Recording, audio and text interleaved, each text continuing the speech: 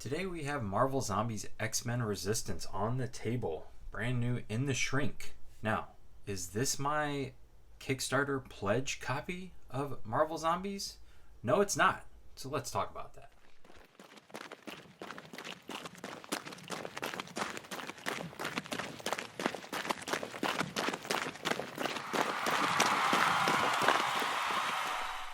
Welcome back to the Meeple Marathon. Today we're going to be doing an unboxing of Marvel Zombies X-Men Resistance. Now, this is going to be more of a rambling on my part while I'm doing the unboxing, because this was ordered from Amazon. It arrived in 2 days. And shipping was free. Originally, I had plans when backing Marvel Zombies to get X-Men Resistance, if nothing else, because the X-Men IP is my favorite of the Marvel genre. And I was not as big on playing as the zombies. I wanted to play as the heroes, and I wanted to play as the X-Men. But then when the pledge manager came and announced the shipping costs for this particular game, they were literally doubled. Initially, the shipping costs were predicted to be approximately $30 for single wave shipping for just the basic pledge. That would be the core box and the stretch goals box. If you included then X-Men Resistance in it, it would jump up to $60 for single wave shipping. I paid $60 alone for shipping just to get my core box and stretch goals box. This is a turning point for me. Since then, I have backed off on my backings of CMON games. I've decided, if I really want the game, I'll back the core box, maybe an add-on or two that I really want, and then I'll just wait for the rest to hit retail. And here we have the add-on that I really wanted to add, that I paid the exact same amount that I would have paid in the campaign, which was supposed to be a reduced price. This was $110 on Amazon, and if I had waited a little bit longer, I probably could have found this even cheaper on some other sites, but I just went ahead and purchased it. But basically, if I had ordered it from the campaign, I would have paid the exact same amount, and I would have paid $30 additional in shipping just to add this box into the larger box that I will eventually get. And I still haven't even gotten my core box yet. I do know that they are delivering, and it takes some time to deliver, but CMON does not seem to care about putting their stuff out into retail and letting things at retail before their Kickstarter backers, those who supported the game in its production level, to get their stuff first. They have all of a sudden already let all of the retails have at it, and so there's lots of people out there who have their retail copies of the game before I do. Used to be that you would go onto a Kickstarter website and it would say, why back now? Oh, well, Kickstarter exclusives. That's no longer a thing. I can almost always find the Kickstarter extra add-ons for sale post-campaign. But they would always say, oh, get the game first. Be part of the development. Get the game first. Get it cheaper than retail. Get it before retail, blah, blah, blah. That doesn't seem to happen anymore either. Not only did I obtain this standalone add-on expansion, which was frustrating also that this was not offered as just a core box. Why not just have 2 core boxes? Let me get this box and the stretch goals box. You can keep your Marvel Zombies core box at home. This one has all the hero-based stuff, the tokens and cards necessary for drawing zombie hordes and things like that. This is typical Zombicide, and this is what I want. I want to play as a hero, I want to feel really powerful and amazing, and I want to kick some zombie butt. I just want to get to see how many scenarios we have here. Oh, okay, I skipped it. Here's the tutorial one, the X-Jet, the X-Mansion. These are small. Tight map. Oh, here we're starting to get into the 6-panel maps here. This one's even got an extra one. Okay, so this is a decent number of we've got 9, probably looking at 10 here. No. Oh, zombie mode. Okay. 10 heroes, and then we've thrown in some zombie mode. So that's fine. There we go. Nice thick rule book. I do wish they would put the rule book and the scenario book separate. but that's neither here nor there. So we've got lots of door tokens here and zombie spawn tokens. It doesn't seem to be a ton, which is fine. This thing, which I'm sure you can throw around, and maybe a little pass-through hallway room. Don't know if anything's going to be able to be spawned in there, but we've seen all this in other Zombicide games.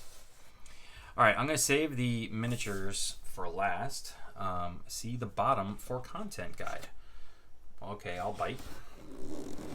But it's just very frustrating that nothing seems to be. I don't know how helpful this is going to be on the upside down of the box, but it just is very frustrating that I have been patiently waiting. I paid my exorbitant amounts of shipping. When I paid shipping, it was back in early 2022, so we're talking almost 2 years later. This game has finally arrived. The shipping crisis is well over at this point.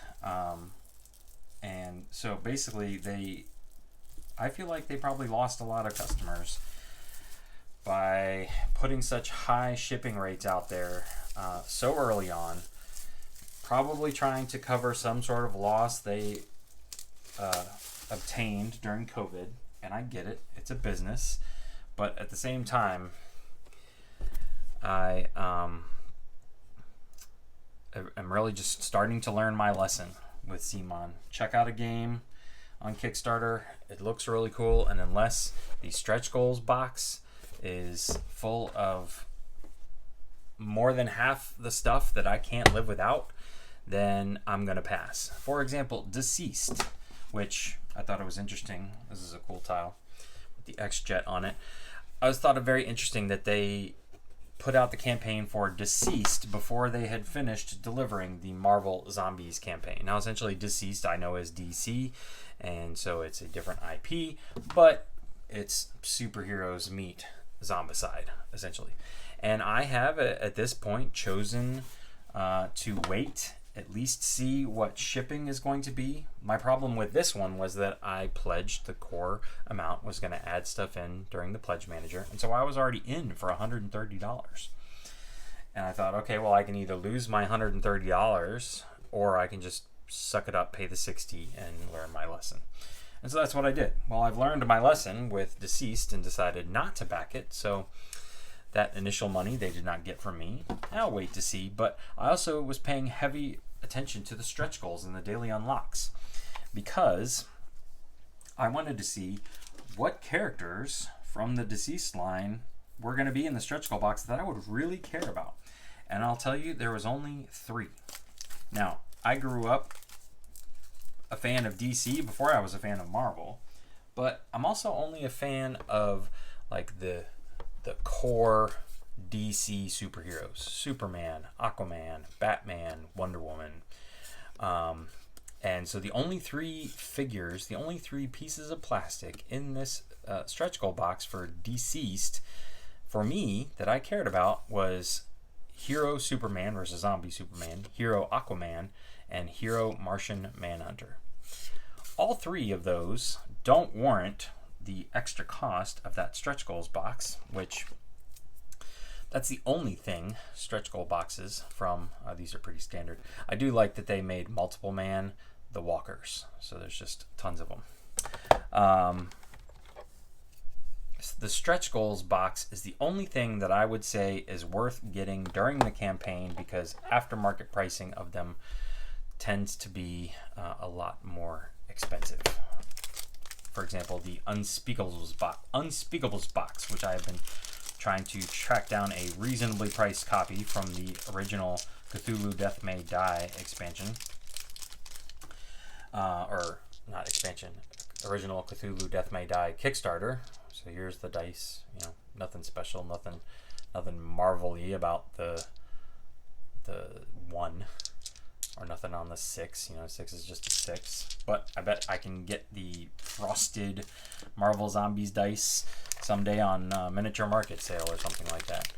Plastic bases, which are still as hard and stiff as ever, and cubes, which I appreciate. They've gone the cube route versus all the little pegs that used to come.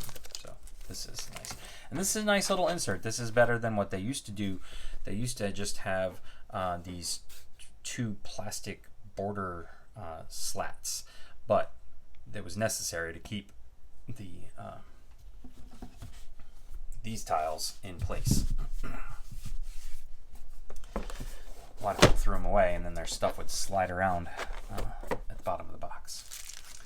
All right.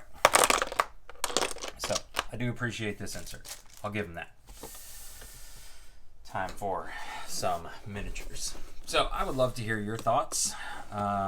Did you back Marvel Zombies? Were you fed up with CMON at that point? Did the whole shipping mess turn you off like it did me? Have you always been a, oh, I'll wait till retail, I don't need the stretch goals box type of person? Love to hear your thoughts on that. So this is Marvel, I mean, this is not Marvel, this is Marvel. This is Zombie Iceman here, and I'll have some stills thrown up here as well. It's hard to tell that he's Zombie Iceman. I feel like they should have tinted the plastic a slight tinge of green. I do like that everything is slightly different colors. So you have your bystanders here. They're just this brownish orange. Your heroes are this light bluish purple. Your zombies are, of course, light green. Your walkers are gray. Your brutes are then a darker brown and then a lighter brown for your runners. So without having to paint any of these, at a quick glance, you can easily tell who is who.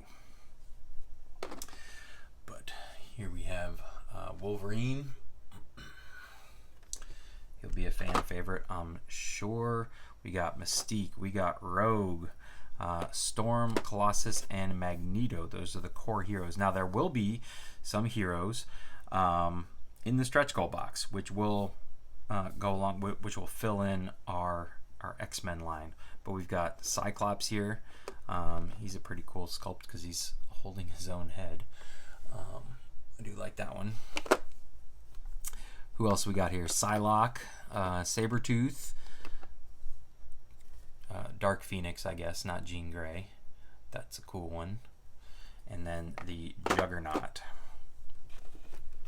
And then the rest of this should be, well, here's the trays.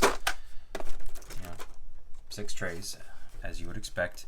Spot for everything. They got rid of the slots where you could stand stuff up, because I don't think there's nearly as much equipment. There may not even be equipment. There's just hero traits you can unlock. A bystander you can have with you, and then your thing. So I don't know how I feel about that. I guess you start from the beginning with superhero powers, so that makes sense. And then we have, should be a whole nother tray of random, well, not random, they all appear to be different sculpts, so that's cool. Different sculpt bystanders, and then your tanks or brutes, your runners, and your walkers. So anyways, that's going to do it for my rambling unboxing of Marvel Zombies. Marvel Zombies X-Men Resistance. I apologize. Sometime in the future here, we will have an unboxing of the Marvel Zombies 4 box along with the Stretch Goals box. When that's going to arrive, I don't know. But it did not get here before I could get my hands on a retail copy of Marvel Zombies X-Men Resistance for the exact same price as the campaign price, and for the exact cost of shipping of $0 instead of $30. Anyways, if you enjoyed this video, please consider giving it a thumbs up, and if you'd like to see more videos like this, please consider subscribing to the channel. Once again, I'd love to hear your thoughts on CMON's handling of Marvel Zombies and the shipping. Please leave those in the comment section below. Once again, thanks for watching. Have a great day.